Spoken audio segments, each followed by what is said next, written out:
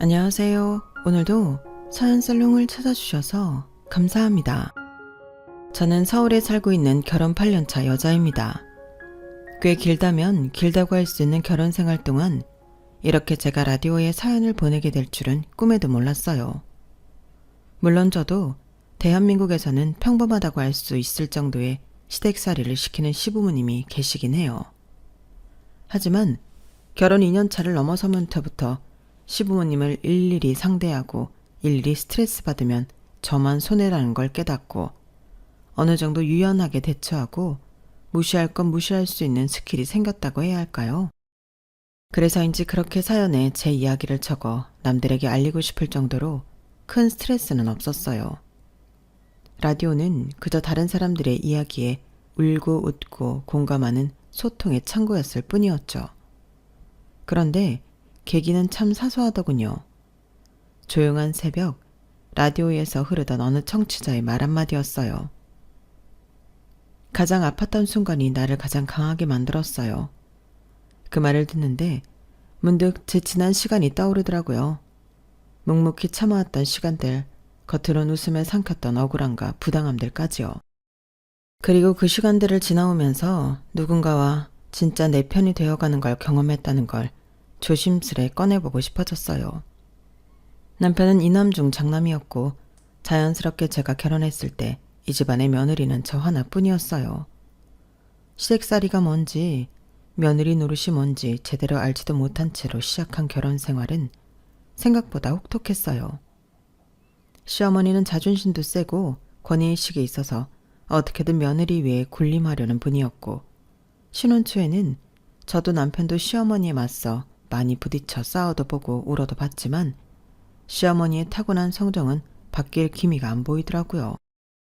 결국 어머님을 바꾸느니 우리가 바뀌는 게 빠르겠다는 판단을 하고 대충 어머님의 비위와 요구를 맞추는 척이라도 하며 명절들을 견뎌왔어요. 대신 남편이 어머님이 제게 시키는 일들을 저 혼자 감당하지 않을 수 있게끔 뒤에서 많이 도와줬어요. 남편의 배려 깊고 센스 있는 협조 덕분에 시댁살이가 좀 맵긴 해도 잘 버틸 수 있었죠. 맨 처음 무엇보다 제가 견디기 힘들었던 건 프리랜서 소설작가인 저를 무작정 백수 취급하는 어머니의 태도였어요. 자택에서 근무하는 만큼 출근도 없고 퇴근도 없는 일정에 오히려 피곤했으면 더 피곤했지. 남들보다 결코 업무량이 덜하진 않았는데 옛날 어르신들 눈에는 집에서 일한다는 것 자체가 쉬고 노는 것으로 비쳤던 모양이에요. 처음에야 그럴 수 있겠다 이해했지만 저를 아예 노는 사람으로 확정짓고 이런저런 집안일들을 떠넘기시는데 정말 환장하겠더라고요.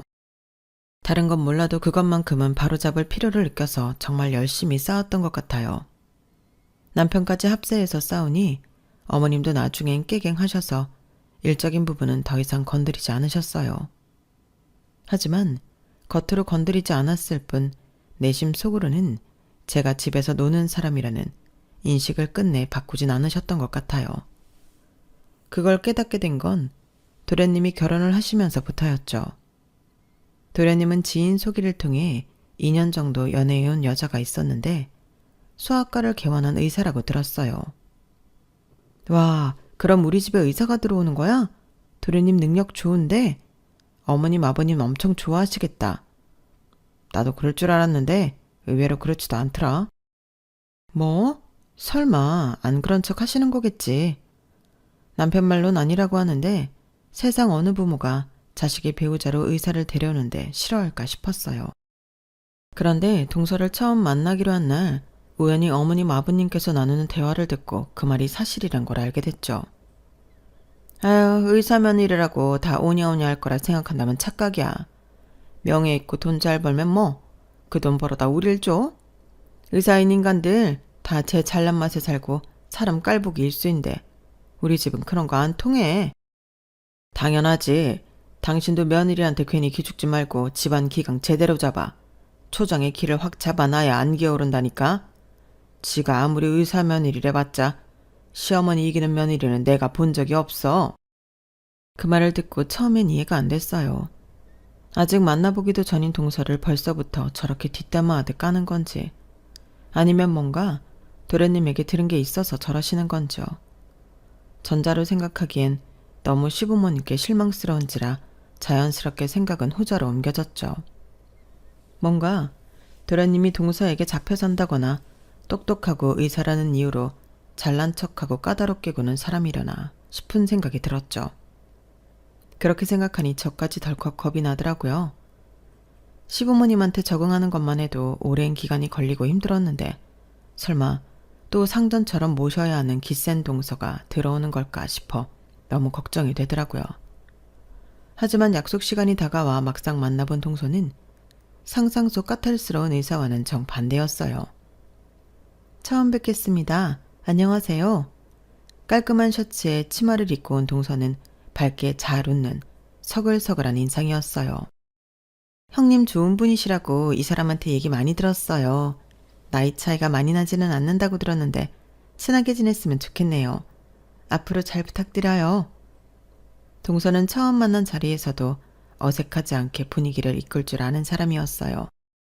아우, 네가 유림이구나. 안녕? 내가 작은 엄마야. 어쩜 이렇게 작고 귀엽게 생겼을까? 형님, 한번 안아봐도 될까요? 식사 시간 내내 싹싹하게 말도 잘 붙이고 예의도 바른 데다 제 딸도 진심으로 예뻐해주는 모습에 첫 만남부터 동서에게 편안함과 호감을 느꼈어요. 남편 역시 저랑 비슷하게 느낀 모양인지 집에 돌아가는 내내 동서 칭찬을 아끼지 않더군요. 진수 걔가 전에 사귀던 애인들은 진짜 이상한 사람들만 데리고 왔었는데 결혼한다고 데려온 사람은 진짜 괜찮은 사람을 데리고 왔네. 예의도 바르고 사람이 선해 보이더라. 그치, 나도 그렇게 느꼈어. 어찌나 싹싹한지 원래 알고 지내던 사람 마냥 편하더라. 어머님 아버님도 기센 며느리 들어올까봐 걱정하시던데 잘 됐어. 마음에 들어 하시겠다. 저 조건에 저 성격이라니. 에휴, 우리 엄마 아빠는 모르겠다. 당신도 알잖아. 워낙에 우리 엄마가 까탈스럽고 경계하는 성격인 거. 남들 같으면 저런 사람이 식구로 들어오면 두 팔 벌려 환영할 텐데 우리 부모님은 모르겠어. 나도 자식이지만 이해가 안 될 때가 더 많다니까. 남편은 회의적인 반응이지만 아무리 까탈스러운 시부모님이라도 이런 사람을 트집 잡을 게 있을까 싶었어요. 그런데 도련님이 결혼하자마자 어머님은 정말 기다렸다는 듯 제게 말씀하셨어요. 너도 이제 집안의 맏며느리가 됐으니까 정신 똑바로 차리고 동석이 잡아놔. 안 그럼 너처럼 집에서 글이나 쓰면서 놀고 먹는 주부는 완전히 무시당한다? 아무리 여자가 밖에서 능력이 좋아도 집안에선 서열이 따로 있는 거야. 그 서열 뺏기기 전에 잘 정리해 놓으라고. 어머님, 너무 그렇게 안 좋게 생각 마세요. 동서 좋은 사람인 것 같던데요. 몇 번이나 봤다고 사람을 그렇게 한 번에 판단해? 네가 늘 집에서 사람도 안 만나고 그러고 있으니까 몰라서 그런 거야. 의사들이 얼마나 여가 빠졌는데. 조심해. 방심했다간 네 머리 꼭대기 위에 올라가 있으라니까. 어머님은 단지 동서의 직업이 좋다는 이유만으로 동서를 엄청나게 경계했고 자꾸만 길을 눌러야 한다고 주장하시더라고요. 그러면서 티 날 듯 말 듯 동서를 꼽주거나 사소한 데서 저와 은근한 차별을 두는 행동들을 하셨어요. 동서가 식구로 들어왔던 처음 명절부터 예전과 달리 부쩍 저를 챙기기 시작하셨죠. 작은 선물도 슬쩍 건네시고 가족들 앞에선 보란듯이 제 칭찬도 해주셨어요. 초반에는 동서와 관련된 일이라고는 미처 생각도 못하고 드디어 그동안의 내 노력이 인정받나? 라는 생각에 기뻤어요. 하지만 곧 알게 됐죠. 그게 저를 향한 애정이 아니라 동서를 견제하려는 계산이라는 걸요. 그래서 저는 조심했어요. 주방일이 동서에게로 몰릴 때면 눈치껏 거들고 슬쩍 동서에게 무안을 주려고 하면 먼저 나서서 분위기를 바꾸곤 했죠. 누군가는 이런 시어머니 밑에서 오랫동안 견뎌온 시댁살이의 타깃이 드디어 동서에게로 옮겨갔다며 기뻐할 수도 있었겠지만 저는 전혀 아니었어요. 그 부당함과 억울함, 불쾌함을 절절히 아는 걸로도 모자라 동서처럼 사람 좋고 조건까지 좋은 여자가 고작 이런 집안에 남편 하나 보고 시집와서 왜 저런 대접을 받고 살아야 하는지 같은 여자로서 전혀 이해도 공감도 안 되더라고요. 그래서 알게 모르게 동서를 정말 많이 챙겨줬어요. 동서, 어머님이 좀 저러셔도 이해 좀 해줘. 나쁜 분은 아닌데. 아니다. 솔직히 말하면 며느리들한텐 좀 나쁜 분이셔. 힘들겠지만 그냥 원래 저런 사람이겠거니 생각해줘. 형님, 전 걱정 안 하셔도 돼요. 형님이야말로 이런 집에서 몇 년간 혼자 며느리로 지내셨다니 저는 그게 더 대단하고 죄송스러운데요. 동서가 죄송스러울 게 뭐 있어. 동서도 다른 집 갔으면 의사 며느리라고 예쁨 엄청 받았을 텐데 왜 이 집에서 이렇게 고생하는지. 참나. 동서나 동선의 부모님 생각하면 내가 다 마음이 안 좋고 미안해서 그래. 형님 너무 감동이에요. 그래도 여기 시집와서 형님처럼 좋은 분도 만났잖아요. 형님 덕분에 시댁 오는 게 싫지 않아요. 그렇게 말해주니 내가 더 감동이네. 나도 처음엔 정말 힘들었는데 익숙해지니 어머님 저러시는 것도 아무렇지 않아지더라. 동서도 언젠가 그러려니 하는 순간이 올 거야. 그렇게 동서를 뒤에서 잘 챙겨주면서 사이좋게 지내던 어느 날이었어요. 꼬리도 길만 밟힌다더니 결국은 시어머니께서 제가 뒤에서 동서를 챙겨준다는 사실을 눈치채게 되셨죠. 하지만 그게 시어머니에게 배신감이 들게 할 정도로 큰일은 아니었어요. 적어도 제 생각에는요. 그날은 어머님께서 특별히 식당을 예약해 놓으셨다며 고생한 며느리들을 위해 저녁을 사주겠다고 하셨어요. 좋은 식당이긴 했지만 어쩐지 어머님께서 누가 어디에 앉을지까지 다 정해놓은 것 같았어요. 룸으로 되어 있는 공간 가운데 넓은 원탁 테이블이 있었고 어머님은 식구들이 들어오는 족족 자리를 지정해 주셨어요. 그리고 며느리 둘만 남았죠. 하나는 누가 봐도 푹신한 식당 의자였고 하나는 보조 의자였어요. 아무래도 우리 마음 며느리가 평소에 고생이란 고생은 다 했으니 둘째 며느리가 여기 앉는 게 맞겠지? 누가 봐도 고의적인 뉘앙스에 동서도 약간 욱한 것 같았어요. 뭔가 그대로 뒀다간 어머님과 한판 싸움이 날 것 같은 느낌에 제가 끼어들었죠. 아니에요 어머님. 동서도 평소에 힘든 일 하는데 편한 의자 앉아야죠. 동서, 일단 여기 먼저 앉아있어. 내가 식당에 보조의자 말고 다른 의자 있나 물어볼게. 형님, 안 그러셔도 괜찮은데. 아니야. 의자 하나쯤 더 갖다 줄 수 있겠지. 기다려봐. 얼마 후 직원이 주문을 받기 위해 들어왔고 간이 의자가 아닌 식당 의자를 받을 수 있는지 물어봤어요. 그랬더니 직원이 얼른 가지고 오더군요. 그래서 그날은 다 같이 편하게 식사를 할 수 있었어요. 하지만 그날 제 오지랖 아닌 오지랖이 어머님의 심기를 제대로 건드린 모양이었어요. 그날 이후 동서를 향한 시댁살이 타깃이 다시 저로 바뀌었거든요. 예를 들면 동서가 시집 온 이후 명절날 음식 준비는 대부분 동서에게 시키고 저는 보조하는 느낌으로 일을 분배했었는데 갑자기 다시 제가 다 떠하는 양으로 바꾸시더라고요. 우리 둘째 며느리는 병원에서 고생하는 애니까 부엌일로 고생시킬 순 없지? 형님, 어머님도 참 너무하신 거 아니에요? 언제는 저한테서 병원에서나 의사지 집안에선 똑같은 며느리니까 일하라고 이러시더니 변덕도 어떻게 이런 변덕이 있어요? 괜찮아. 어차피 동서 시집 오기 전엔 다 나 혼자 하던 일인걸. 어머님 변덕 하루 이틀도 아니고. 걱정 마세요. 어머님 안 보이는 데서 제가 다 도울게요. 형님도 저한테 그렇게 해주셨잖아요. 형님만 고생하시게 내버려둘 순 없죠. 고마워. 덕분에 든든하다 동서. 동서는 제가 했던 것처럼 어머님의 눈을 피해 이리저리 저를 도와줬어요. 덕분에 어머님이 누굴 타겟으로 삼아 시댁살이를 시키든 저희 둘은 서로 도와주면 된다는 마음으로 더 끈끈해졌어요. 무슨 일이든 둘이서 하니까 훨씬 편해졌고요. 동서가 시집 오고 나서 명절이 전보다 즐거워진 것 같아 전에는 아무리 태연하게 있으려고 해도 좀 부담스럽긴 했거든.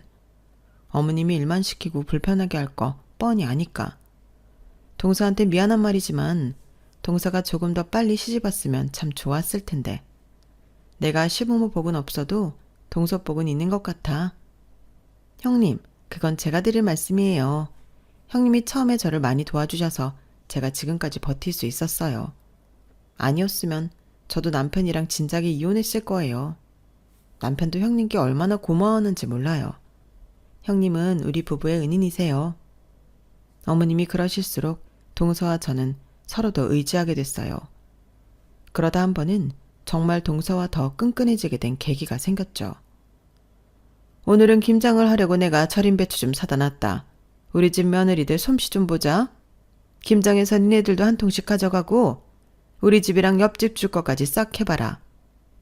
본인이 안 한다고 여자 둘이서 하루 만에 하기에는 엄청난 양의 김장 재료와 절임 배추를 사다 놓으셨더라고요. 다행히 남편들이 어머님의 잔소리에도 눈치껏 도왔고 넷이서 하니 생각보다는 빨리 끝났어요. 하지만 휴일인 명절 하루를 김장한다고 통으로 날리고 나니 정말 힘들긴 하더라고요. 저나 동서나 둘 다 표정이 안 좋으니 그게 신경이 쓰이긴 했는지 어머님이 갑자기 방에 들어가서 봉투 2개를 들고 나왔어요. 내가 니네를 뭐 빈손으로 이렇게 노동시켰을 거라고 생각한 건 아니지? 나도 깨어있는 사람이라 그렇게 며느리를 부려만 먹는 못된 시어머니는 아니야. 자, 다들 오늘 하루 수고했으니 수고비 받아라. 이걸로 남은 연휴 동안 맛있는 것도 사 먹고 쉬어라. 순간 동서와 눈이 마주쳤어요. 둘 다 말은 안 했지만 어머님이 웬일이시지? 하는 눈빛을 서로에게서 읽었죠. 뭔가 영 찜찜한 마음에 봉투를 받아들었는데 아니나 다를까 가까이서 보니 동서가 받은 봉투와 제가 받은 봉투의 두께 차이가 확연하게 나더군요. 동서도 그걸 느꼈는지 봉투에서 현금을 꺼냈어요. 5만 원짜리가 대략 10장 정도 들어있는 것 같았어요. 그런데 제 봉투에는 5만 원짜리 한 장이 딸랑 들어있었죠. 제 표정을 확인한 시어머니께서 씩 웃으시더니 덧붙이시더군요. 둘째 며느리는 워낙 고급 인력이잖니? 사람 병 고치는 귀한 일 하는 애가 이런 잔업물을 도와줬으니 값은 높게 쳐줘야 맞지.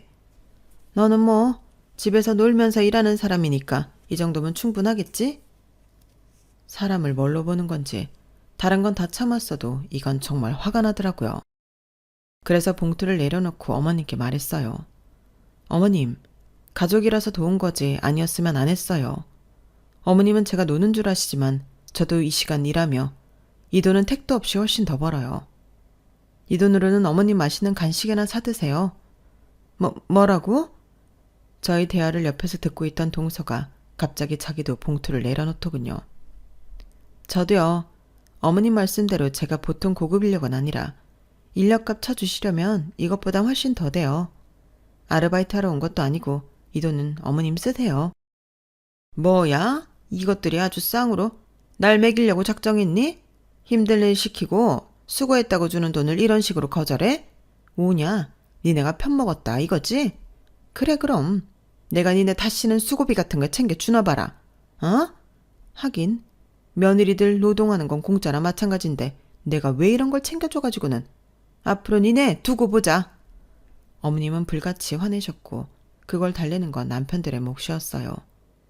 시아버지께서도 표정이 어두워지셨고 어색한 정적만이 흘렀죠. 동서는 그냥 받지 그랬어. 나는 그냥 어머님이 이렇게까지 대놓고 나를 무시하려고 하시는 게 화가 나서. 형님이랑 같은 금액을 받았으면 모르지만 저도 그건 기분이 나빴어요. 형님 욕하는 게 이제 저 욕하는 것만큼 기분 나빠요. 이건 누가 봐도 어머님이 잘못하신 거잖아요. 이런 건 같이 짚고 넘어가야 다시는 민망해서라도 못하시죠. 참, 매번 동서한테 미안해서 어쩌지? 미안하긴요. 저 처음 시집 왔을 때 형님이 저 도와주시고 챙겨주신 걸 생각하면 이 정도는 아무것도 아니죠. 그리고 저도 솔직히 어머님 계속 저러시는 거 보니 정이 너무 떨어져서요. 남편도 알아요. 걱정 마세요. 그래도 이번 일은 괜히 나선 거 아닌가 싶어. 어차피 우리 둘 중에 하나는 어머님 눈밖에 나는 거 한 사람이라도 피하면 좋잖아. 어머님 눈에 들어서 예쁨 받고 싶은 생각도 딱히 없어요. 차라리 형님이랑 더 친해지고 싶죠. 다음에 유림이 아프면 꼭 우리 병원에 데리고 오세요. 제가 진료 잘 봐드릴게요. 정말 말로만 들어도 너무 고맙고 든든하네. 그 일을 통해 저희 둘은 더 끈끈해졌어요. 그 사건이 있은 후로 명절이 아니어도 따로 연락해서 만나기 시작했어요. 동서는 알아가면 알아갈수록 참 요즘 보기 드문 사람이란 생각이 들었고 동서 역시 저를 그렇게 생각한 것 같았어요. 의사라는 직업 때문에 뭔가 조심스럽고 다른 세계의 사람처럼 보여 멀게만 느껴졌었는데 대화해보니 꽤 통하는 점이 많더라고요. 처음에는 밖에서만 만나다가 언젠가부터 서로의 집에도 자주 오가는 사이가 됐죠. 그러다 한 번은 제가 주로 작업하는 공간인 서재를 보여주게 됐어요. 일하는 공간이라 예민한 부분이 있어 손님들이 놀러와도 잘 안 보여주는 공간이었는데 왠지 그날따라 동서가 소설을 즐겨 읽는다는 사실을 알게 되어서인지 보여주고 싶은 생각이 들었거든요. 와, 여기가 형님 서재예요? 정말 멋있어요. 작업실 처음 봐요. 편하게 구경해도 돼. 동서니까 보여주는 거야. 정말요? 근데 형님, 이 작가님 좋아하세요? 저도 이 작가님 제일 좋아하는데. 신기하다. 우린 어떻게 이런 것까지 잘 통해요? 저도 이 작가님 책은 다 모았는데. 동서가 한쪽 벽면을 빼곡히 채운 책장을 가리키면서 물었어요. 그곳엔 제 소설 소장본들만 꽂아둔 곳이었죠. 오프라인 강의나 북콘서트 같은 곳에는 초청을 받아도 잘 안 나가는 성향이었고 소설에는 예명을 쓰는 터라 동서가 못 알아볼 법도 했어요. 동서에게 사실을 말해줄까 말까 엄청 고민이 들더라고요. 뜸을 들였더니 오히려 이상한 걸 먼저 눈치챈 건 동서였어요. 그래서 말을 안 해주고 넘어가기 어려운 상황이 됐죠. 사실은 그 작가가 나야. 네? 거짓말. 정말이에요? 사실대로 고백하니 동서가 기함을 하며 놀라더군요. 정말이야. 이런 걸 뭐하러 거짓말을 하겠어. 아니 그러게 아니라 너무 안 믿겨서 그래요. 사실은 제가 이 작가님 소설 보면서 지겹고 힘든 의대 시절을 버텼거든요. 근데 이 작가가 형님이라니. 진짜 실제로 만나보는 상상조차 못 해봤는데. 정말? 동서가 그랬다니 그게 더 안 믿기는데?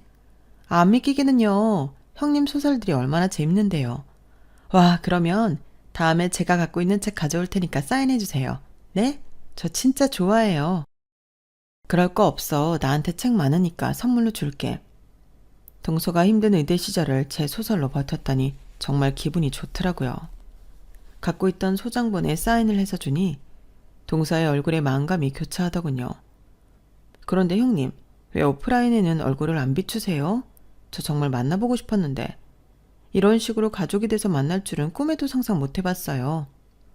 그런 데는 좀 부끄럽기도 하고 신상이 알려지는 것도 꺼려져서 시댁이 내 소설을 알게 되는 것도 싫고 어머님 맨날 형님 보고 집에서 논다고 구박이나 하는데 이렇게 대단한 분인 걸 알아야 하는데 근데 시댁 식구들이 내 소설 보는 건 싫은 그 마음 뭔지 알겠어요. 그날은 하루 종일 동서와 제 소설에 대한 이야기를 나눴어요. 제일 좋아하는 작가였다는 말이 예의상 하는 말은 아니었는지 정말 눈을 반짝반짝 빛내면서 궁금했던 것들을 질문하더군요. 덕분에 저도 오랜만에 누군가와 제 작품에 대해 이렇게 긴 이야기를 했던 것 같아요. 늘 혼자 하는 일이라 외로웠는데 동서 덕분에 외롭지 않은 느낌이 들었죠. 솔직히 여기서 더 친해질 줄은 몰랐는데 남편도 잘 모르는 제 일에 대해 공유할 사람이 있다고 생각하니 동서가 더 애틋하고 편안해지더군요. 동서와 웬만한 단짝 친구보다 더 친하게 교류하게 되었을 때쯤이었어요. 어머님 생신날 가족이 모여 축하하는 자리를 갖기로 했는데 어머님이 그날따라 부쩍 피곤해 보이시더라고요. 거실에 앉아 계시다가 갑자기 손을 떠시고 얼굴이 창백해지기도 했죠. 어머님, 어디 불편하세요? 예사롭지 않은 느낌에 다가가서 여쭤봤지만 어머님은 평소처럼 퉁명스럽게 내뱉으셨어요. 신경 쓰지 마라. 나는 뭐 매일 팔팔해야 하니? 나이도 들었는데 피곤한 날도 있는 거지. 원래 이 정도쯤은 그냥 넘긴다. 그냥 피곤하셔서 그런 거죠. 뭔가 불편해 보이셔서 걱정돼서 여쭤봤어요. 그 말을 듣고 동서가 조용히 제 옆으로 다가왔어요. 직업이 의사라 그런지 아무래도 더 예민하게 반응하는 것 같았어요. 어머님, 가슴이 답답하세요? 숨이 차시진 않고요. 뭘 이 정도 가지고 호들갑이야. 왜? 니네 둘 다 내가 죽을 병이라도 걸렸음 싶냐? 무슨 말씀을 그렇게 하세요. 어머님 연세에 건강 이상 생기면 바로 알아보는 게 좋으니까 그렇죠. 아이고 명이나 합셨네. 명이나 합셨어. 의사라고 오냐오냐 해줬더니 지금 내 앞에서 잘난 척하는 거냐? 동네의 새끼들이나 진찰하는 네가 뭘 안다고. 어머님, 진료에 노인이 어딨어요. 그래도 우리 식구 중에 의사가 있으니 얼마나 든든해요. 아니 내가 괜찮다는데 왜 니들이 더 난리야? 그냥 컨디션이 안 좋아 그런 거니까 좋은 날 분위기 망치지 마라. 걱정해주는데 공격적으로 나오니 동서도 순간 욱한 것 같았어요. 그랬더니 재빨리 동서의 어깨를 두드렸죠. 진정하더군요. 동서가 참아. 오늘 어머님 생신이잖아. 이런 날 아픈 얘기 꺼내기 싫으신 걸 수도 있어. 아니 그래도 그렇지.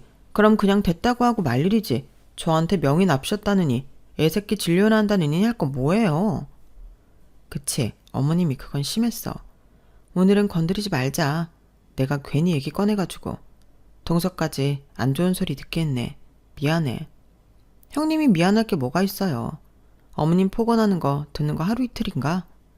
오늘은 걱정해서 그런 건데 사람 무한준이 화가 나서 그랬어요. 그런데 말이야 동서가 보기엔 어머님 상태 어때 보여? 정말 저대로 병원에 안 가셔도 될까? 몰라요. 가시든지 말든지. 저희한테 부정도 못할 정도로 아프기 시작하면 가지 말래도 알아서 가치겠죠 뭐. 그땐 뭐 돌이킬 수 없어질지도 모르겠지만. 동선이 완전히 악에 바친 것 같았어요. 저 역시 그 감정이 뭔지 충분히 알았지만 아무래도 사람 건강에 달렸다 보니 신경이 쓰이더라고요. 그러지 말고 동서, 그래도 어머님이 나보단 동서 얘기를 더 귀 기울여 듣지 않으실까? 검진 받아보라고 얘기해주면 어때? 애들 진료나 보라는데 제 말 듣겠어요? 그래도 오늘이야 날이 아니라 쳐도 다음에 말씀드리면 듣겠지. 어머님 안색이 안 좋아도 너무 안 좋잖아. 그건 동서가 더 잘할 거 아냐. 네, 사실 저번 모임 때부터 어머님 이상한 건 눈치채고 있었어요. 오늘 보니까 더 확실하네요. 의심되는 것들이 몇 가지 있는데 정확한 증상을 말씀을 안 해주시니 섣불리 말씀도 못 드리겠고. 일단 오늘 지나고 제가 다시 연락드려 볼게요. 고마워 동서. 동서가 있으니 얼마나 든든한지 몰라. 그리고 몇 주 뒤 동서가 연락을 주더군요.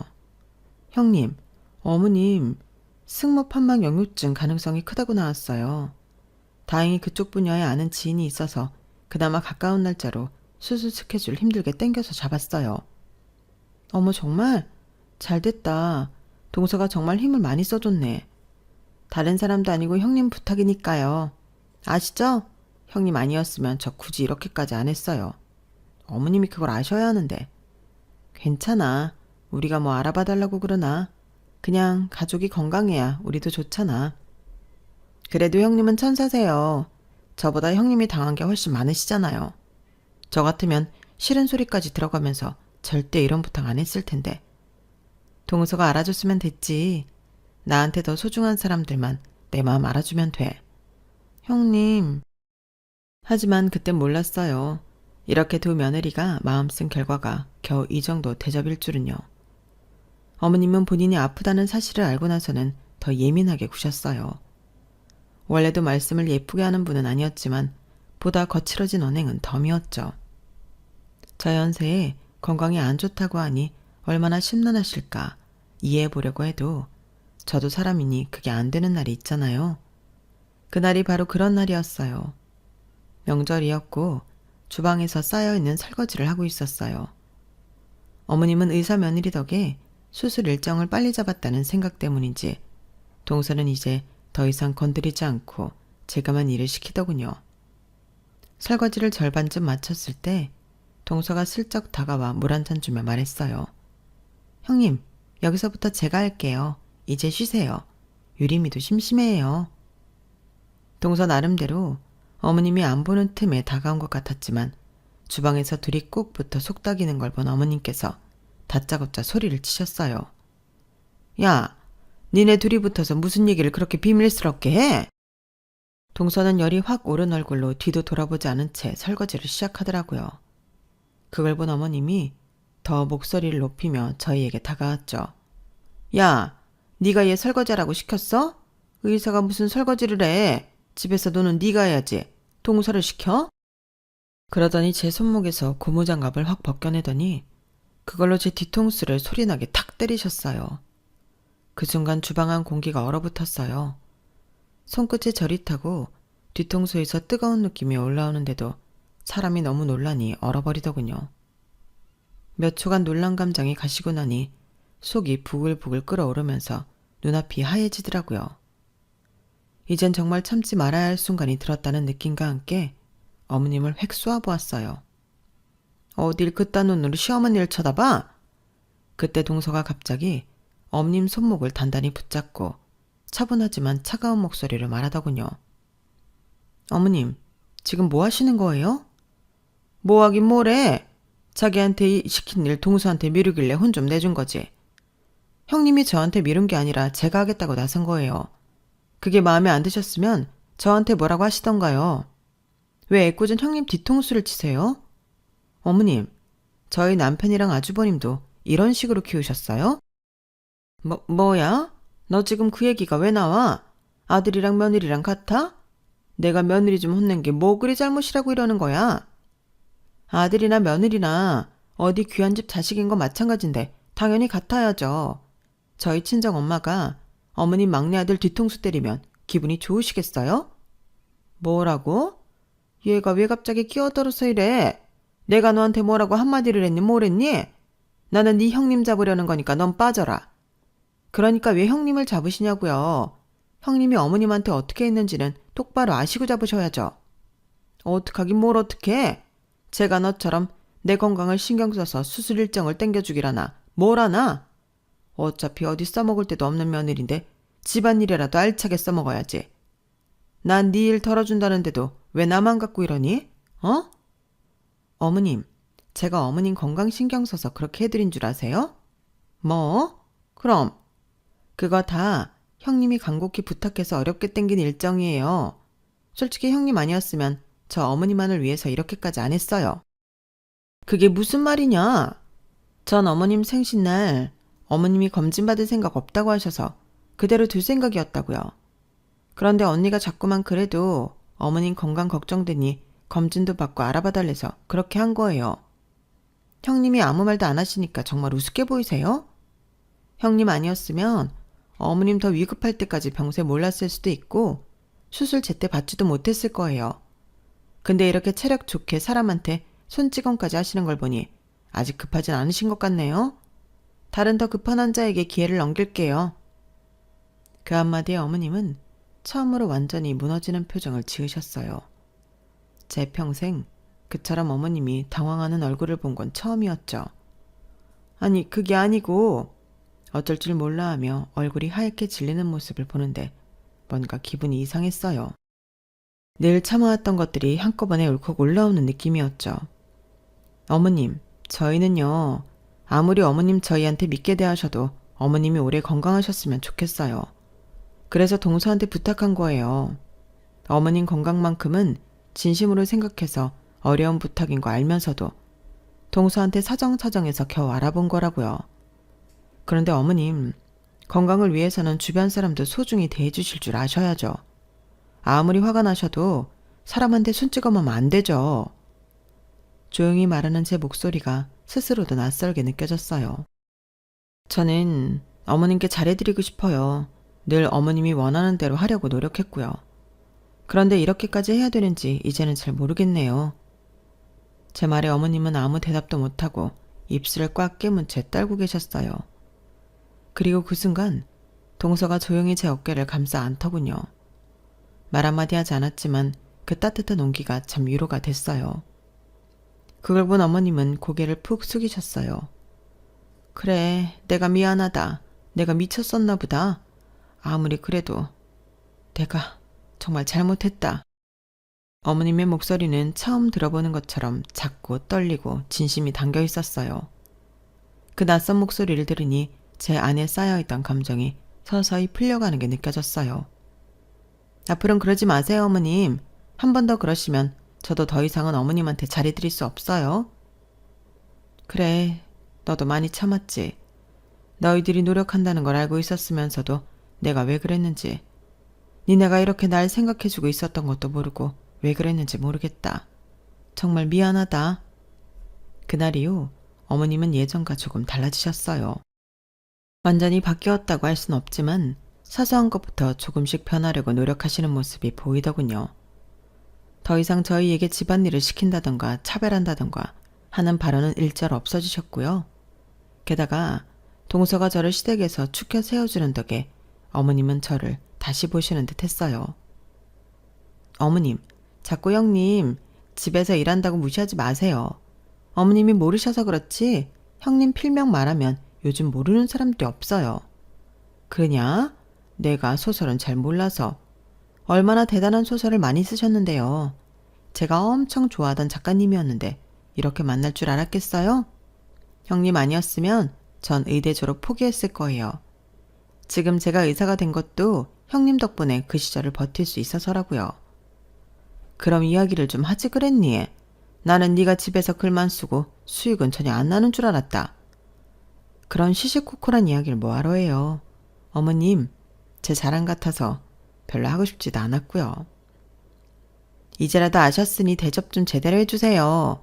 형님이 쓰는 얘기로 울고 있는 사람들이 얼마나 많은데. 제가 사람들 병을 고친다면 형님은 사람들의 마음의 병을 고쳐준다니까요. 동서도 참 뭘 그렇게까지 정말이라니까요. 오히려 한바탕 크게 싸우고 나니 고부간 관계가 좋아지더군요. 저는 그 순간이 참 관계의 끝처럼 느껴졌는데 이렇게 마음속에 있던 감정을 비워냄으로써 더 가까워질 수도 있다는 건 처음 알았어요. 사실 저는 늘 참아야 한다고 생각했어요. 며느리니까 어쩔 수 없는 거라고 스스로를 다독이면서요. 하지만 이제는 알아요. 가족이라는 이름으로 무조건 감내해야 하는 건 아니라는 걸요. 진짜 가족이란 서로 지켜주고 존중하고 함께 손을 맞잡고 버티는 게 관계더라고요. 그리고 그렇게 힘들었던 시간을 지나 진짜 내 편도 얻었고요. 지금은 참 좋은 가족들이 생겨 행복합니다. 이 행복을 만들기 위해 포기하지 않고 버티고 용기를 낸 날들이 지금의 저를 만들어준 것 같아요. 혹시라도 저처럼 힘들어하는 분들이 계시다면 꼭 기억해 주세요. 힘들 때 기댈 수 있는 사람 한 명만 있어도 세상은 훨씬 따뜻하고 견딜만 하다는 걸요. 제 이야기는 여기까지입니다. 여러분들 곁에도 마음 따뜻한 분이 같이 하시기를 바랍니다. 감사합니다. 여러분, 사연 댓글에 응원과 현명한 조언 부탁드려요.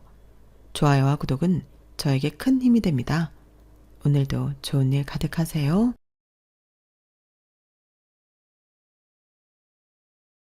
안녕하세요. 오늘도 사연 살롱을 찾아주셔서 감사합니다. 저는 중학교 교사이자 올해 불혹이 된 여성입니다. 불혹이라는 나이에 저는 조금 걱정하고 절망하기도 했어요. 벌써 제 나이가 이렇게 되었다니 조금 울적해지더라고요. 하지만 걱정하고 울적하다고 해서 불혹을 벗어날 순 없잖아요. 시간의 흐름은 제 마음대로 움직일 수 없으니까요. 그래서 저는 불혹을 받아들이고 그럴 뿐 아니라 조금 달라지기로 했어요. 사실 저는 가족이라는 가치에 허우적거리는 삶을 살았어요. 무슨 행동을 하든 가족의 시선에 맞춰서 살았죠.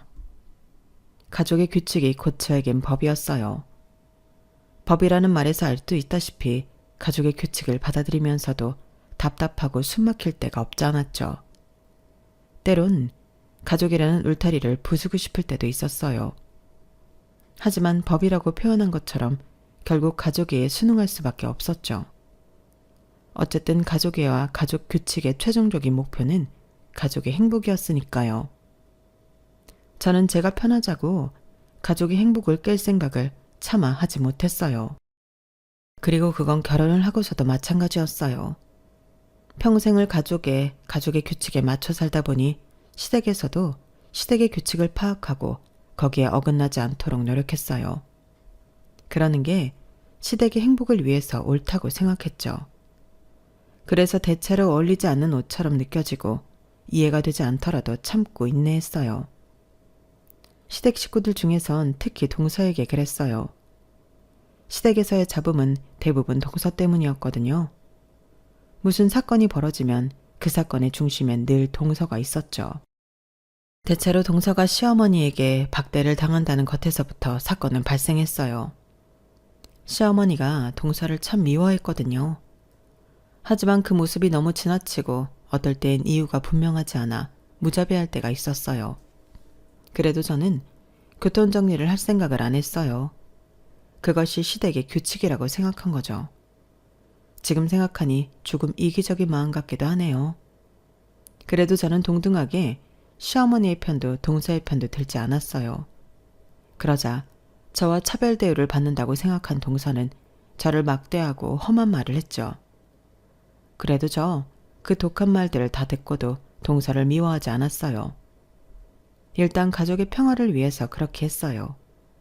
그리고 동서가 어떻게 보면 참 표독스럽지만 저는 치근하게 생각하기도 했거든요. 같은 며느리로서 말이에요. 하지만 부르게 되었으니 변해보자 생각했다고 했잖아요. 저는 제가 이런 대우를 받을 필요가 없다고 생각했어요.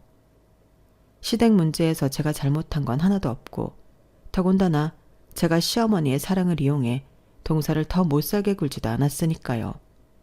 그래서 달라지기로 했죠. 저는 가족의 평화를 깼어요. 더 이상 참고 있지만은 않았죠. 저는 참지 않고 소리를 냈어요. 그러자 어떻게 되었는 줄 아세요? 시댁에서 동서가 방출되었어요. 게다가 동서는 저에게 처음으로 사정사정하며 빌기까지 했어요. 그런 동서의 모습이 같은 며느리로서 같은 엄마로서 안쓰럽기도 했지만 그건 제가 겪어온 걸 보상받기엔 턱없이 부족했어요. 그리고 저희 시댁 식구들은 동선의 가족 없이 새로운 울타리를 만들었어요. 오늘 그 이야기를 들려드릴게요. 저는 3층짜리 횟집을 대대로 운영하는 두 부부의 일남 일녀 중 첫째 딸로 태어났어요. 저희 부모님은 무척이나 가부장적인 사람들로 딸에게 교육을 시키지 않으려고 했어요. 두 아이를 충분히 교육시킬 만큼 버는데도 불구하고요. 그래서 저는 하원 하교를 부모님 횟집으로 했어요. 초등학교 저학년 때는 쪽방에서 TV를 보며 숙제를 했는데요. 초등학교 고학년 때부터는 본격적으로 서빙 일을 도와드려야 했어요. 제 의지는 전혀 없었고 제가 앞에서 저희 가족이 가족의 평화를 중시한다고 했잖아요. 그래서 저희 가족에겐 꼭 지켜야 할 의무가 있었어요. 특히나 저에겐 공부보다 부모님이 하는 횟집 일을 도와드려야 하는 의무가 있었죠. 그래서 초등학교 4학년 때부터 부모님 식당 일을 도왔어요. 음식을 서빙하고 콘치즈와 같은 간단한 요리는 만들기도 했고요. 빈 그릇을 치우고 다시 손님을 맞이했죠. 어린아이가 서빙을 하고 일을 도우니까 대견하다는 손님들도 있었지만 애를 홀대하는 거 아니냐는 손님들도 있었어요. 그럴 때면 부모님은 손님에게 저를 칭찬했어요. 얘가 철이 일찍 들어서 벌써부터 저희를 돕는다네요? 기특하죠? 다시 한 번 더 강조하지만 제가 스스로 일을 돕겠다고 한 적은 없어요. 하지만 그런 말로 부모님은 손님이 더 말할 수 없게 만들었죠. 저는 아직도 저를 안쓰럽게 보던 손님들의 표정을 기억해요. 그리고 가끔은 저희 가족을 아는 손님이 아들, 그러니까 제 남동생의 행방을 묻기도 했어요. 그 집 아들은 어디 갔소? 그도 그럴 것이 연년생이던 제 남동생은 부모님의 가게를 전혀 돕지 않았거든요. 남동생은 제가 부모님 가게에서 일을 할 시간에 학원을 다녔어요. 수학학원, 영어학원, 태권도학원 이렇게 다녔죠. 걔는 학원 가고 없죠. 다니고 싶은 학원이 얼마나 많은지 아주 죽겠어요. 나중에 서울대 가려나? 아 그래? 남동생은 공부를 잘하나 봐. 딸이랑 아들이 둘 다 참 기특하네. 부러워. 아주 좋겠어. 저는 그 대화를 들으면 속이 부글부글 끓어올랐어요. 그리고 그때 확실히 부모님이 저에게 공부시킬 생각이 전혀 없다는 것을 알았죠. 하지만 저는 연년생인 남동생보다 공부를 더 잘했어요. 심지어 저는 부모님의 일을 돕고 그 뒤에 공부를 하는데도 공부 시간이 그렇게 차이가 나는데도 제가 더 공부를 잘했어요. 남동생은 공부를 하는 척만 했어요. 숙제도 뒷장에 해설지를 베껴서 제출했고요. 전 그걸 모르지 않았어요. 그리고 부모님조차 그걸 모르지 않았고요. 그런데 부모님은 저를 전혀 인정해주지 않았어요. 제가 일부러 성적표를 식탁에 올려놔도 반장이 되었다고 공모전에 입상했다고 부모님께 말해도 부모님은 전혀 관심이 없었죠. 하지만 그럼에도 저는 매해 반장을 맡고 공모전에 입상하며 부모님의 눈에 띄기 위해 노력했어요. 저는 필사적이었어요. 고등학교를 다니고 싶었으니까요. 아우, 사장님, 오늘도 손님이 많네. 그런데 일손이 너무 부족한 거 아니야? 딸내미도 힘들겠다. 정신이 하나도 없겠어. 요새 인건비가 너무 비싸서 사람 쓰기가 힘드네요. 그래도 우리 딸이 도와주니까 괜찮아요. 이제 17살 될 거고. 17 되면 왜? 여기 횟집이라도 물려주려고? 에이, 아들이 있는데 왜 물려줘요? 딸은 시집가면 그만인데. 우리 대르리 아들한테 물려줘야죠. 우리 딸은 애가 심성이 참 고와서 우리를 도와주는 거라니까. 그리고 17 되면 학교 안 가고 일 도울 거예요. 그럼 이제 본격적으로 하나하나 차근차근 가르쳐야죠. 아, 요즘 세상에 그런 딸 찾기 힘든데. 사장님은 참 복도 많아. 좋겠어. 그런 거였어요. 부모님은 제가 고등학생이 되면 하루 종일 가게에서 일을 시킬 생각이었어요. 그러면서 본격적으로 생선이나 해물을 다루도록 가르칠 작정이었죠. 이해는 됐어요. 인건비는 하루가 모자라도록 오르고 손님은 문지방 달듯이 몰아치고 부모님은 믿는 구석 하나가 가게에 있기를 바랐던 거예요. 하지만 전 원하지 않았어요. 초등학교 4학년부터 횟집에서 일을 하며 비린내와는 영원히 이별하고 싶었죠. 저는 밥상에 해산물이 나오면 쳐다보지도 않았어요. 그만큼 싫었어요. 물론 공부를 하고 싶다고 대놓고 직접적으로 부모님에게 말한 적도 없어요. 앞서 이야기했지만 저희 가족에게 평화는 무척 중요했어요. 왠지 모르겠지만 공부를 하고 싶다는 말을 하면 부모님과 다툴 것 같았어요. 그래서 은근히 티내는 방법을 사용한 거예요. 그런데 전혀 통하지 않았네요. 저는 좌절했어요. 하지만 이대로 가게에서 발목 잡혀 일하고 싶지도 않았어요. 그래서 처음으로 부모님에게 공부를 하고 싶다고 말했어요. 아버지, 저 고등학교 안 가요? 당연하지. 네가 무슨 고등학교야? 아빠가 누누이 말했잖아.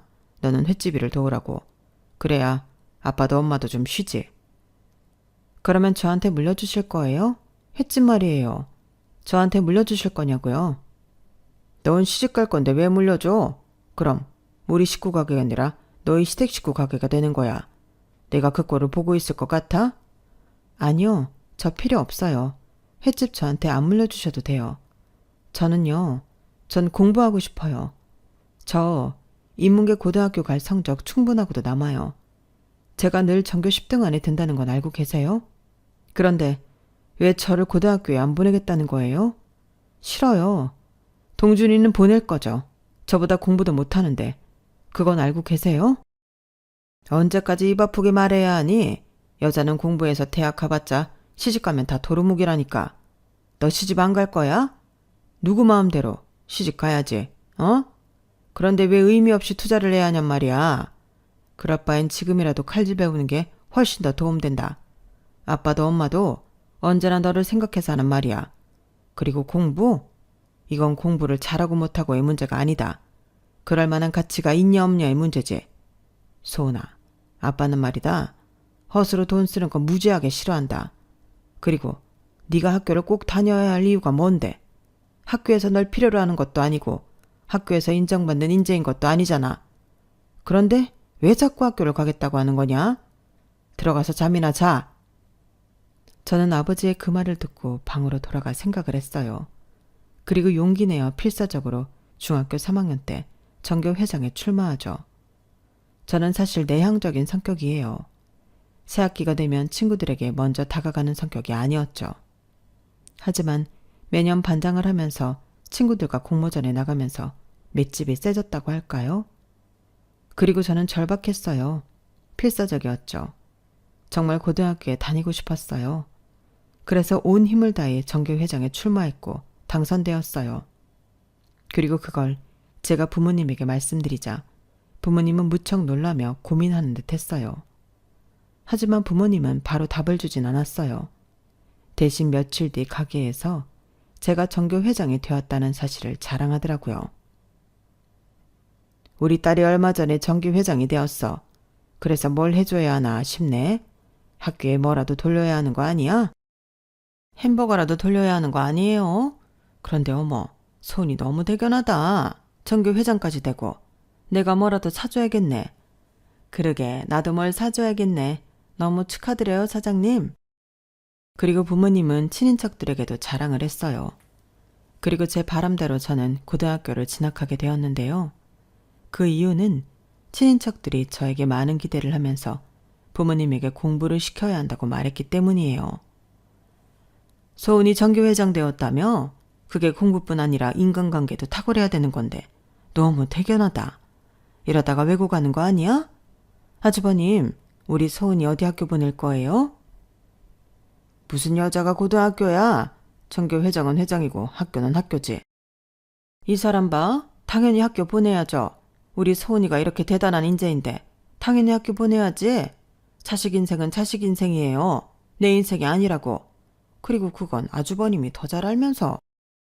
그래, 오빠도 공부하고 싶었는데 돌아가신 우리 아버지가 횟집 물려받으라고 해서 물려받았으면서? 너는 왜 옛날 얘기를 하고 그래? 그리고 나는 남자고 장남이었잖아. 소은이는 여자고 나랑은 다르지. 그런 시대착오적인 소리는 하지도 마. 오빠는 다른 사람도 아니고 딸한테 그러냐? 당장 보내. 돈이 없으면 내가 고모가 내줄게. 돈은 나도 있어. 그래. 보내면 될 것 아니야.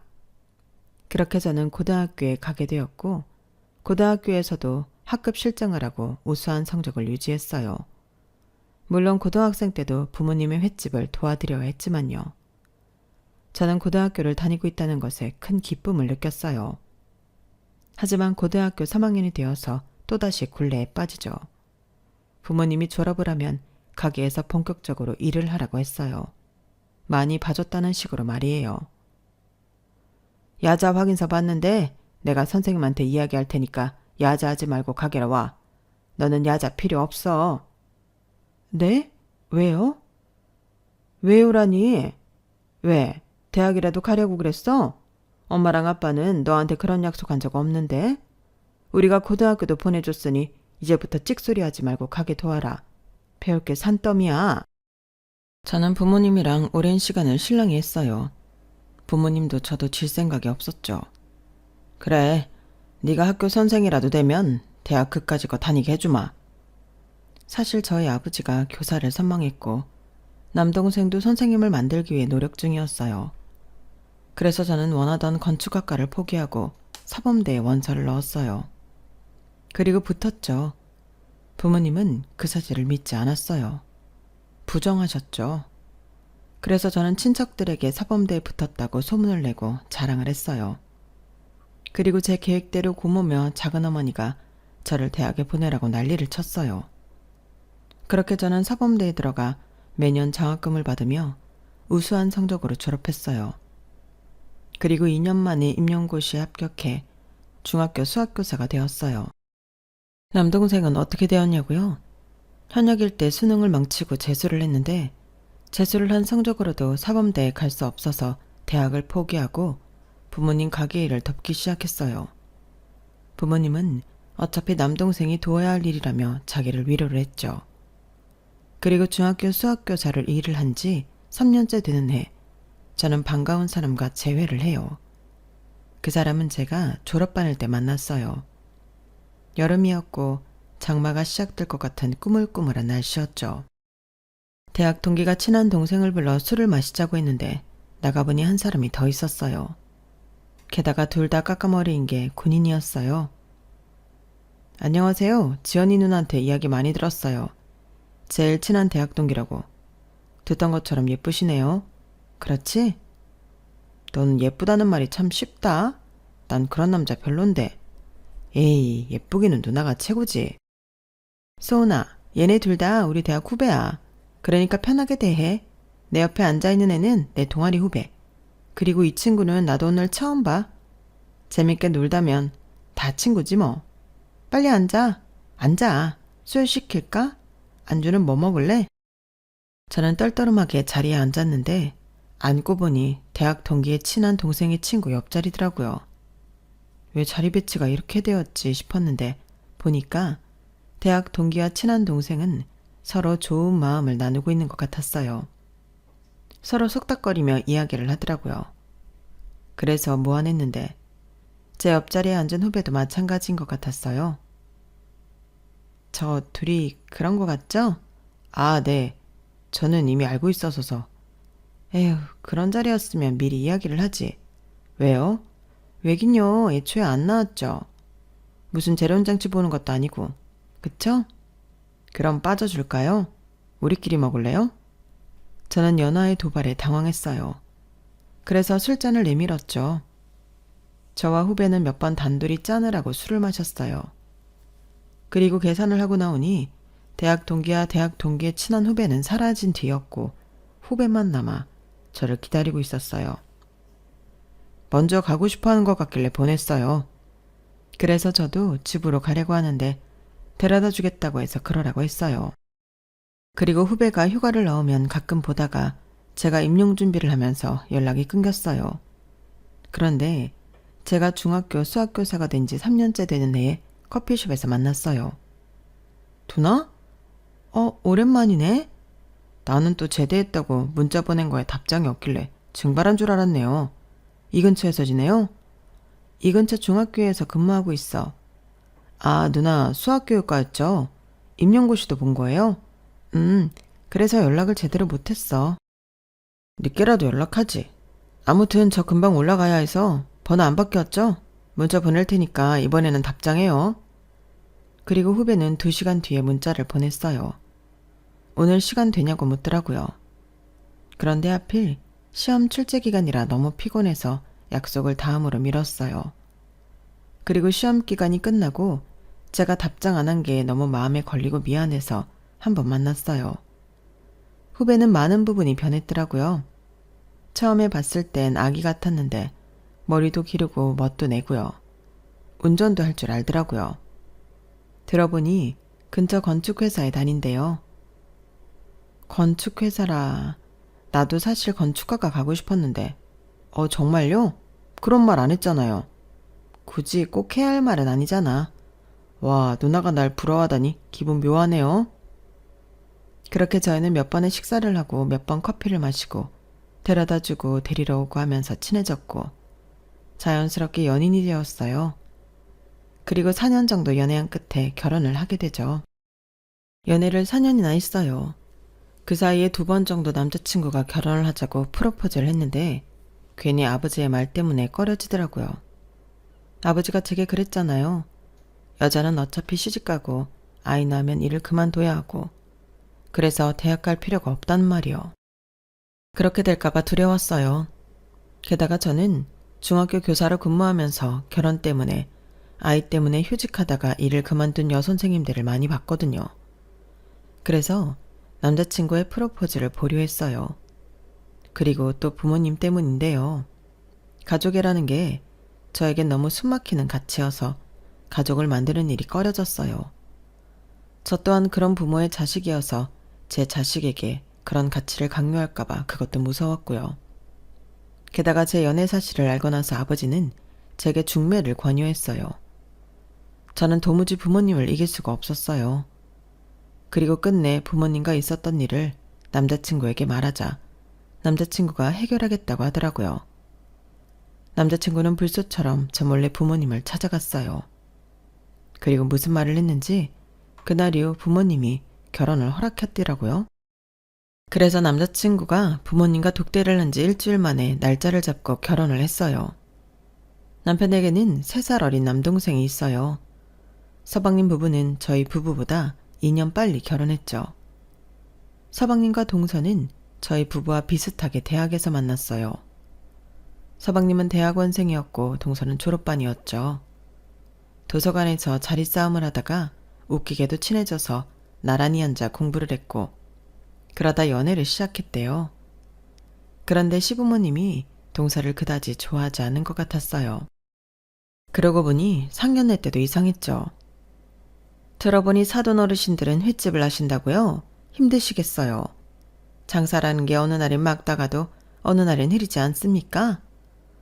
아, 저희는 대대로 횟집을 해서 발길이 끊이지 않아요. 단골 손님도 많고 새로 오는 손님도 많아요. 항상 직원이 모자랍니다. 저도 이 사람도 지쳐서 집으로 돌아가죠. 매출은 대충 이 정도 됩니다. 횟집인데도 다른 가게보다 기복이 없는 편이죠. 그리고 저희는 가지고 있는 건물도 있어서 먹고 사는데 크게 문제가 없습니다. 아, 그러십니까? 제가 그 사실은 몰랐네요. 단순히 가게를 운영한다고 해서 잠깐 실수를 했나 봅니다. 기분 나쁘신 건 아니죠? 맞아요. 직업이 귀천이 어디 있겠습니까? 누구는 교수라고 떵떵거리면서 딸 시집 보낼 때 수저 하나 더 쥐어주지 않더라고요. 아유, 그런 사람도 있습니까? 아무리 그래도 딸 결혼인데 그럴 수 없죠. 저희는 우리 소은이 잘 봐주십사 아파트 한 채 쥐어보낼까 하는데 괜찮으시겠습니까? 아이고, 그러면 저희야 감사하죠. 역시 제가 한참 잘못 봤나 봅니다. 상견례 자리에서 동서는 아무런 말도 하지 않았어요. 2살짜리 그리고 갓난아이만 보고 있었죠. 그리고 갓난아기가 울기 시작했어요. 그러니 시어머니가 한숨을 쉬었어요. 거 좀 안 울게 잘 봐라. 아니면 애들 데리고 나가든지. 그래서 동서가 나갔던 것으로 기억해요. 그리고 남편에게 들어보니 교수 이야기는 동서의 아버지 이야기라고 하더라고요. 교수 사돈이면 괜찮지 않아? 교수도 돈 잘 벌 텐데 정말 수저 하나도 안 들려보냈어? 그랬던 모양이야. 내 동생 지금 5층짜리 엘리베이터도 없는 빌라에 살아. 매매가가 1억도 안 될걸. 그것도 내 동생이 대출받아서 샀어. 그리고 우리 부모님이 정말 재수 씨를 싫어하는 이유는 혼자 임신해서 결혼했거든. 우리 집도 자기 집처럼 보수적이야. 영 받아들이질 못하더라고. 물론 그걸 다 재수 씨 탓만 한 건 잘못이지만, 그리고 내 동생 교수한다고 대학원 갔었다고 했잖아. 그런데 애 아빠 된 와중에 계속 공부를 할 수 있었겠어? 그만뒀지. 내 동생 바이올린 했어. 바이올린 한대 몇 천만 원 하는 거 알아? 그렇게 투자했는데 지금 교수도 못 되고 회사 다니니 부모님도 마음에 안 찰 수밖에 없지. 저는 남편에게 이런 이야기를 들어서 그런지 시부모님의 차별을 체감했어요. 시아버지는 저희 부모님의 안부를 자주 물었어요. 그뿐만 아니라 저희 시아버지가 퇴역 군인인데 군인으로 근무하면서 여러 지역의 특산물을 잘 아셨거든요. 그래서 특산물을 얻으면 저를 통해 저희 부모님에게 주라고 했어요. 하지만 동서에겐 동서 부모님이 어떤지 묻지 않았죠. 그리고 저는 시댁에서 일을 거의 하지 않았는데 그건 시아버지가 저와 대화하는 걸 무척 좋아했기 때문이에요. 하지만 동서에겐 말을 잘 걸지 않았죠. 그리고 저희 부부는 끝내 아이를 낳지 않기로 결정했는데 그 이야기를 듣더니 시아버지는 저를 공감해줬어요. 여자들이 결혼하고 애 낳는다고 일을 그만둘 수밖에 없는데 그건 참 변화가 시급한 사회 문제다. 그렇지? 그래서 난 네 생각을 이해해. 하지만 부부 사이에 아이가 없으면 조금 이상하지 않니? 부부를 성장시키는 게 아이인데. 그러니까 너무 단정 짓지 말고 여유롭게 생각해보렴. 시아버지는 공감해 줄 뿐 아니라 저를 다정하게 회유하기도 했어요. 절대 강요하진 않았죠. 그리고 시어머니도 시아버지가 저랑 대화하는 걸 좋아하니 시아버지와 대화하라며 일을 시키지 않았어요. 그리고 제가 좋아하는 반찬이며 간식이며 사다 두시고 저에게 주시기도 했고 제가 선물한 것들을 대놓고 전시해 두기도 했죠. 그리고 애를 낳지 않겠다고 하니 시아버지와 마찬가지로 저를 공감했고 회유하면서 아이를 봐주겠다고 했어요. 하지만 시어머니도 동서에겐 그러지 않았어요. 저도 처음엔 이런 대우가 뜻밖이고 난감했어요. 하지만 이게 시댁의 규칙이고 평화라면 전 건들 수 없었죠. 그리고 시부모님의 마음도 차별을 받는 동서의 마음도 이해가 되었어요. 그래서 저는 동서에게 잘해주기로 했어요. 동서에게 다가갔죠. 그런데 동서가 저를 미워하고 있더라고요. 저에겐 어떤 말도 걸지 않고 제가 말을 걸면 차갑게 대답하고 가끔은 저를 무시하기도 했어요. 하지만 그럼에도 저는 동서에게 다가갔어요. 시아버지와의 대화를 빨리 끝내고 부엌으로 가서 동서의 일을 도와주려고 했죠. 그런데 그럴 때마다 시어머니가 와서 저를 자꾸 거실로 밀었어요. 어머니, 동서 혼자 힘드니까 저도 같이 도울게요. 얘는 혼자 살 수 있어. 가져온 것도 없으면 이런 거라도 해야지. 너는 저기 거실로 가서 네 아버님이랑 이야기나 해. 커피 필요하니? 더 줄까? 예, 네 형님 커피나 좀 타라. 시어머니의 말에 동서가 커피를 타려고 식탁으로 갔어요. 그리고 시어머니가 부엌을 잠깐 비우셨고 제가 동서에게 가서 제가 하겠다고 했어요. 내가 할게요. 커피 정도는 내가 탈 수 있어요. 다른 건 못하고요? 네? 할 줄 몰라서 부엌에 안 들어오는 거예요. 아니면 사람이 영악해서 그러는 거예요? 내가 손아랫 사람이라고 안주하는 것 같은데 내가 형님이어도 이랬을 거예요? 내가 천대받으니까? 천대받다뇨. 무슨 그런 말을 해요. 다 알면서 아닌 척하는 그 꼴이 더 기분 나쁘거든요. 커피 탔으니까 가져가요. 그리고 나 도와준다는 셈 치면서 부엌 들어오지 말고요. 도와준다고 하는 게 저한테 전혀 도움 안 되거든요. 대체 그깟 식당이 뭐라고, 아파트가 뭐라고, 간이고 쓸개고 내주는 건지. 아주버님한테 들었겠지만 저희 아버지는 대학 교수예요. 비린내 나는 그쪽 친정이랑 비교도 안 된다고요. 그러니까 고작 반찬 몇 개 받았다고 인정받았다고 생각하지 마세요. 언제 내 꼴 날지 몰라요. 그쪽 친정 망하는 순간 내 꼴 나는 거라고요. 그 정도는 파악하고 있죠? 대체 무슨 말을 하는 거예요? 또 모르는 척. 그러는 게 더 얄미운 거 알아요? 빨리 나가요. 더러운 꼴 보기 싫으니까. 그리고 미리 말해두는데 내 가방이랑 구두 그리고 애들 옷들 전부 명품이에요. 나 우리 식구들 절대 형님 내에 뒤지지 않는다고요. 그러니까 우리 식구들 나 무시할 생각 말아요. 그 이후로 동서는 저와 단둘이 남을 때면 비슷한 소리를 했어요. 그리고 시부모님의 차별은 더 심해졌는데요. 왜냐하면 저희 부부가 작년에 아이를 낳았거든요. 시부모님이 굉장히 좋아하셨어요. 시어머니는 정말 아이를 봐주시기도 했고요. 그래서 제가 의도한 건 아니지만 시댁에서 가족들끼리 모이는 자리에 부엌 일은 동서가 다 도맡아야 했어요.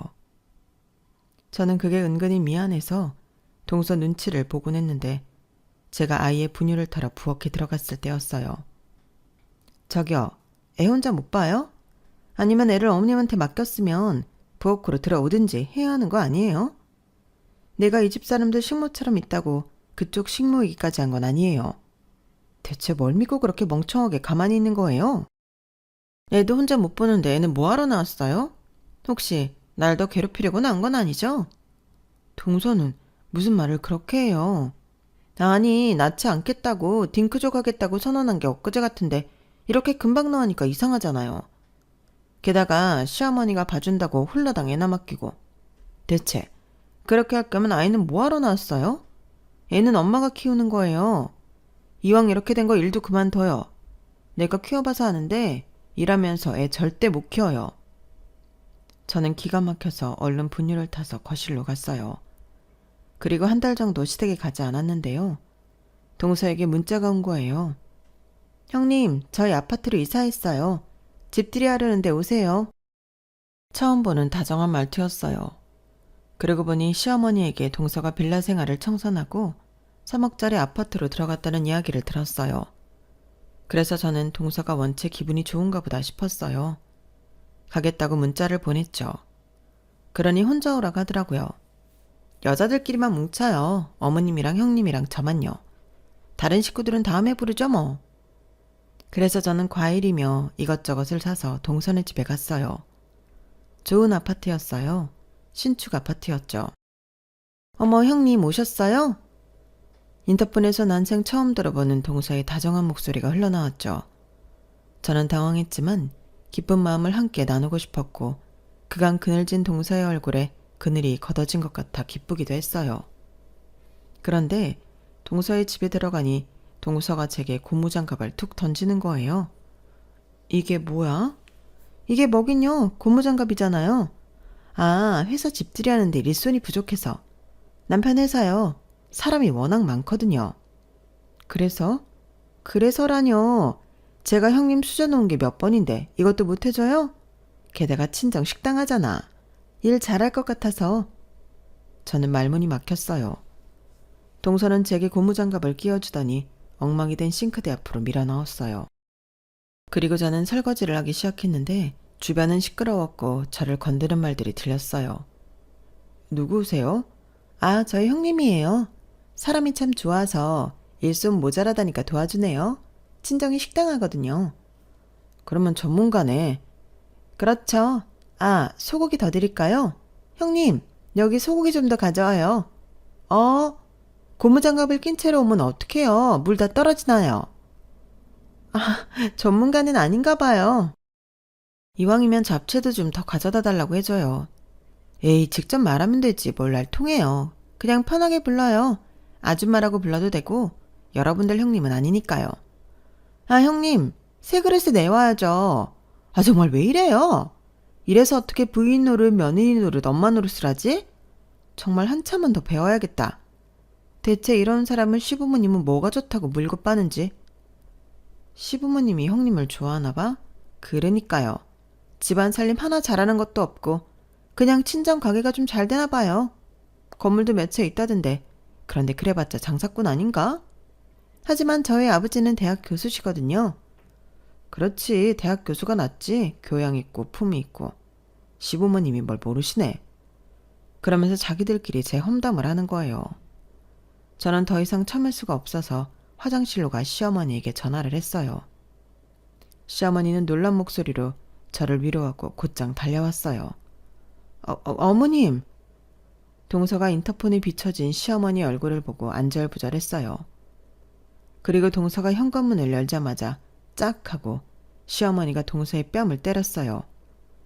이 배은망덕한 년? 네? 어머님, 그게 무슨 소리예요?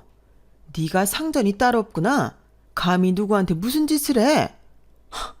어머님, 지금 제가 형님한테 일 좀 시켰다고 이러시는 거예요? 아니, 왜 매번 형님만 싸고 노세요? 전현이 뭐가 대단한데요? 뭐가 대단하냐고요? 이 집이 어떤 집인지 네가 알고도 나한테, 아니, 네 형님한테 이러는 거냐? 아, 어머님이 돈 빌려주신 건 감사하게 생각해요. 하지만 그게 형님이랑 무슨 상관인데요? 너한테 준 2억, 네 형님 돈이다. 동서의 눈이 흔들렸어요. 맞아요. 동서가 3억짜리 집을 얻기 위해 1억만 대출을 할 수 있었던 것은 제가 시어머니를 통해 2억을 빌려주었기 때문이에요. 사실 서방님이 아파트로 이사를 가고 싶어 하는 것을 안 시어머니가 제게 부탁을 했거든요. 소은아, 내가 염치가 없지만 부탁 하나만 할 수 있을까? 그나마 처지가 넉넉한 게 너희 부부잖니. 이번에 새로 올린 아파트 있지? 그 아파트로 네 동선의 부부 이사시키고 싶은데 도와줄 수 있겠니? 저는 처음엔 거절하려고 했어요. 저희도 아이가 생겼고 나갈 돈이 한두 푼이 아니었으니까요. 하지만 시어머니가 저에게 부탁한 게 처음이었어요. 그러니까 사실 시어머니는 너무 안타까운 마음에 동선의 부부를 홀대한 거였어요. 세상에 안 아픈 손가락이 어디 있겠어요. 저도 아이를 키우는 중이라 그 마음을 알게 되었으니 차마 거절할 수가 없겠더라고요. 남편과 상의를 한 끝에 시어머니에게 2억을 빌려드렸어요. 어머님, 대신 제가 줬다는 말은 하지 마세요. 왜? 그냥 어머님이 준다고 하면 더 기쁠 거 아니에요. 사실 말은 그렇게 했지만 동서의 자존심을 생각해서 그랬어요. 저 때문에 차별받는데, 그래서 저를 미워하는데 제 돈으로 아파트를 사게 되면 동서의 자존심에 심한 상처가 날 것 같았거든요. 가족이라면 그러면 안 되잖아요. 그게 가족의 평화를 위한 거잖아요. 하지만 전 올해 불혹이고 이렇게 된 이상 참지 않기로 했어요. 동서가 놀라서 저를 쳐다봤어요. 제가 고무장갑을 바닥에 던졌죠. 동서의 집에 있던 모든 사람들이 놀란 표정으로 저를 쳐다봤어요. 내가 사정이 참 딱해서 빌려줬는데 그것도 네가 불편할까봐 어머님이 주는 돈이라고 하면서 빌려줬는데 너는 그걸 모르고 그래. 모를 수 있다고 쳐도 기어이 날 이런 식으로 대하네? 차라리 내가 주는 돈이라고 말할 걸 그랬다. 그래서 네가 찍소리도 못하게 만들 걸 그랬어. 아니, 이게 대체 무슨 말이에요, 어머님? 어머님이 주신 돈이랬잖아요. 어머님한테 그럴 거 없어. 내가 준 돈이라고 말하지 말라고 했으니까. 너를 위해서 그랬어. 나 때문에 그토록 차별받는 네가 안쓰러워서 네 자존심 좀 지켜주려고 그랬어. 그런데 너는 나를 여전히 이렇게 대하네? 여유로워진 만큼 마음도 넉넉해져야 할 거 아니야. 나를 위하는 척 하지 마. 정말 가증스러워서 내가 너 때문에 얼마나 힘들었는데 그걸 너도 알고 있잖아. 그러면서 나를 위해 이런 것도 못 해줘? 내가 너 때문에 당한 게 얼만데. 그러면서 동서는 바닥에 주저앉아 울었어요. 그러자 시어머니가 제 앞에 서서 저를 감쌌어요. 더 얘기할 것도 없다. 나 너한테 참 할 말이 많아. 내가 너를 미워한다고? 그래, 나는 너 미워한다. 내 아들 팔자 네가 꾼 것도 모자라 불태워서 아주 미워한다. 너 때문에 우리 아들이 대학원 졸업 못하고 지금까지 개고생하는 거 아니냐? 어머님, 그건 아드님의 선택이었어요. 그리고 저희 부부의 결정이었고요. 그런데 왜 자꾸 그렇게 생각하세요? 게다가 너희 부모는 어떻게 했니? 네가 임신했다고 손주가 혼수니 혼수는 필요 없지 않냐고 하질 않았니? 그리고 교수시계나 되어서 이것도 못해준다 저것도 못해준다 하질 않나? 너 시집 보내면서 입안하더러 다행이라고 하질 않나? 그리고 대학원생이었던 우리 아들 팔자 꾼 건 생각도 안 하고 대학원생이라고 무시하질 않나? 내가 그때만 생각하면 아주 속이 뒤집혀. 그리고 너도 지금이야. 이렇게 주눅 들어 보이지만 처음엔 어땠니? 눈에 불을 켜고 날 노려보지 않았어? 너 예쁘게 안 본다고 말이야. 내가 어떻게 너를 예쁘게 보겠니? 혼전 임신했다고. 친정에서 버림받은 애라고. 그것만으로 널 미워한 게 아니야. 애초에 네가 예쁜 짓을 하긴 했니? 무작정 예쁘게 보라고만 했지. 그리고 내가 너 우리 아들 돈으로 사치 부리는 거 모를 줄 알아? 아니 어머님, 제가 언제 사치를 부렸어요? 우리 아들이 너 때문에 빌린 돈만 수천만 원이야. 애들 때문에 드는 돈이 많다고 늘상 그런 말을 하지만 여자의 촉이 있는 거다. 네 가방, 구두, 애들 옷들 전부 명품이잖아. 게다가 너 이번에 차도 바꾸고 전기차로. 그거야 필요해서 산 거죠. 나 우리 아들 벌이 모자란 거 안다. 그러면 너도 움직여야지. 뭐든 해야지. 집에서 살림하면서 애들 유치원 보내고 탱자탱자 놀고 아니면 절약하면서 알뜰살뜰 살든지. 네가 산 명품들 내가 보고 있자면 한숨이 절로 나온다. 네가 이렇게 구는데 내가 널 어떻게 예뻐하니? 시어머니는 폭탄처럼 말했어요. 저는 시어머니를 진정시켰어요. 매일 우리 집 들어올 때마다 썩은 표정을 하고서 그래, 네가 원하는 대로 앞으로 우리 보지 말자. 내 장례식에도 오지 마라. 저는 흥분한 시어머니를 현관 밖으로 모시고 동서를 쳐다봤어요. 동서는 계속 바닥에 머리를 대고 울고 있더군요. 동서도 이제 그만하고 나중에 어머님한테 사과드려. 내가 무슨 사과를 해야 하는데 나를 죽도록 미워해놓고 어떻게 예쁜 척을 하라는 거야? 그리고 했으면 정말 나를 예뻐는 했고? 거짓말, 다 새빨간 거짓말이야. 그래도 어머님 마음도 전혀 이해 못할 건 아니잖아. 부모 마음이라는 게 그런 거 아니겠어? 내가 왜 그딴 걸 해야 해? 나는 아직도 너 같은 것 때문에 더 비교당하고 더 구박당한 게 억울해. 네가 뭐가 잘나서 내가 너 같은 거랑 비교당해야 하냐고. 네가 뭔데? 뭐가 잘났는데? 비린내 나는 가게 꼴랑 그거 가지고 교수 아버지를 둔 나를 구박해? 난 언니가 외교관이고 오빠가 증권회사 다녀. 근데 넌 동생도 횟집에서 일한다며. 고작 그거 가지고. 계속 비린내 나는 횟집이라면서 비하하는데 그래, 나도 우리 가게 부끄러울 때 있었어. 하지만 그건 딸이 나만 할 수 있는 일이야. 남은 그렇게 생각하면 안 돼. 내가 너희 아버지 직업 비하하면 좋아? 직업에 귀천은 없어. 그리고 넌 그 직업조차 갖고 있질 않고. 뭐? 나도 마음만 먹으면 일할 수 있어. 지금은 애들을 봐야 하니까. 애들한테 엄마가 중요하니까. 엄마라는 방패로 지 몸을 가린 거겠지. 그 악독한 몽뚱아리 튀어나온 줄도 모르고. 악독해? 너 말 다 했어? 결혼 생활하는 동안 너를 지켜보면서 나는 네가 왜 억울한지 이젠 모르겠다. 어머님 말대로 지 팔자 지가 꾼 게 맞는 것 같아. 네가 혼전 임신해서? 네가 네 부모한테 팽당해서? 아니, 그것도 있겠지만 애초에 지금의 너를 만든 건 너야. 그저 억울하기만 했지 네가 한 게 뭐가 있는데. 부모가 아닌 이상 가만히 있는다고 사랑해줄 사람 없어. 넌 아무것도 노력하지 않았어. 그리고 나에게 분을 풀었지. 현명하지 못했어. 넌 나를 아군으로 만들어야 했어. 그럼 네 꼴이 이렇게 되진 않았을 거야. 앞으로 우리 가족 눈에 띄지 마. 그리고 이 집 팔아서 내 2억 다음 주까지 송금하고 봐주지 않을 거야. 그렇게 저는 동서의 집에서 나왔어요. 그리고 다음 날 서방님과 동서가 와서 고개를 조아리고 두 손을 싹싹 빌며 사과했죠. 집이라도 어떻게 해달라면서요. 딱했지만 거절했어요. 당장 2억 내놓으라고 말이죠. 그리고 보름 뒤 서방님은 제 통장으로 2억을 송금했어요. 남편에게 들어보니 동선의 가족은 다시 전에 살던 빌라로 들어갔다고 해요. 차도 팔았다고요. 그리고 시어머니는 무척 화가 나서 서방님조차 볼 생각이 없다고 했어요. 그래서 이번 명절에도 서방님네 가족 없이 지냈어요. 저는 가족의 평화를 깬 것 같아 마음이 좋지 않았어요. 하지만 그런 저에게 시어머니는 제가 잘못한 게 하나도 없다면서 동서는 변하지 않을 거라고 말했어요. 남편도 마찬가지로 그렇게 말했고요. 그래서 저는 홀홀 털어버리려고요. 여기까지가 제 사연입니다. 부록이 되어 가족의 울타리를 깨고 새로운 울타리를 만든 저의 이야기 어떻게 들으셨나요? 저처럼 끈끈한 가족애를 위해 많은 것들을 포기하고 있는 분들 그러지 마세요. 무엇보다 자신을 지키세요. 자신보다 중요한 건 없어요. 저도 이제부터는 제 자신을 지키면서 살려고요. 다른 사람들뿐 아니라 부모님에게도 휘둘리지 않으려고 해요. 제 사연은 여기까지입니다. 들어주셔서 감사합니다.